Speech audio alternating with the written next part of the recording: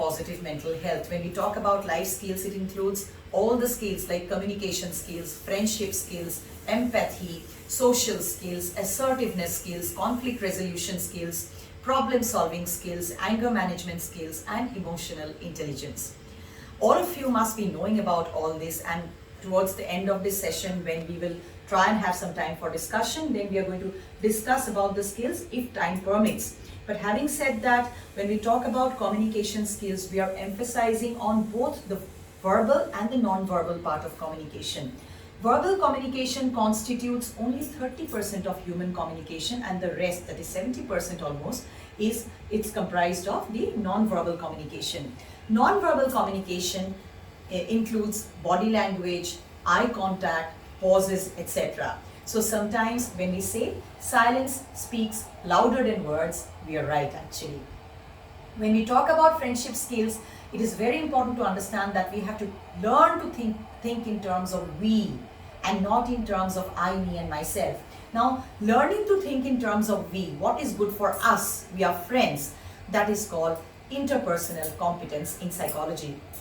Empathy, of course, all of you know, it's about getting into the other person's shoes or position to be able to understand the situation from the other person's viewpoint, which is also a skill. Social skill is about all the skills that you need, all the equipments within yourself which you'll have to develop, the softer skills which you'll have to develop to be able to exist and survive in a social situation.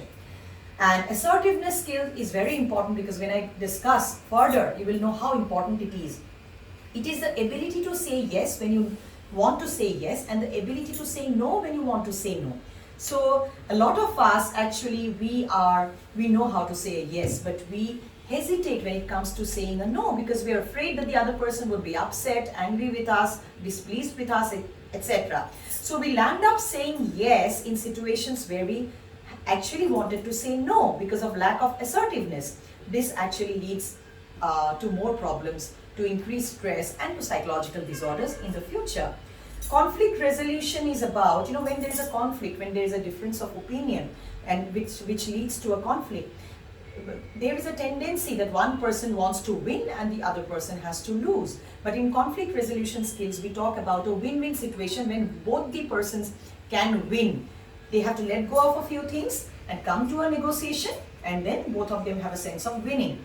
Problem solving skills, problem solving skills actually teach us how to look at solutions and not the problem, and to have plan A, plan B, plan C, backup plans, to execute plan A, see if we succeed, if we don't, if we fail, to learn from our mistakes, and to apply the wisdom that we have derived from failing in plan A to execute plan B, and so on and so forth.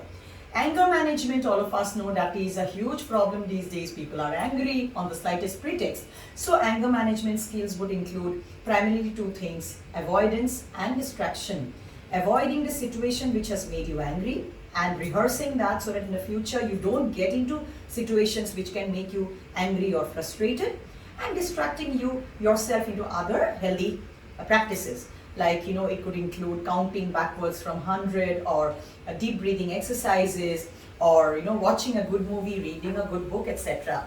And here we have to say that for a person to have proper mental health, a person should also have two more things. One is emotional intelligence, that is a high EQ, and the other is spiritual intelligence, that is having a high spiritual quotient or high SQ. Now, when we say emotional intelligence, we refer to the ability to show our emotions in the right place, with the right person, to the right degree, for the right purpose, in the right direction. This was a definition given long back by Aristotle himself. So we have to be aware of our own feelings, and we have to know how to show our emotion, to what extent, or where we have to control. And if you have a high IQ, you will be more mentally healthy. And of course, spiritual quotient, a high SQ, also adds to mental health, because the more you are spiritually enlightened, the more you think about your own existence, the more you think about your own purpose in life, the more you rise above the mundane, the more you transcend the mundane and move towards a higher dimension of existence, emotionally and intellectually. The higher the SQ you have, and the more mentally healthy you are. So now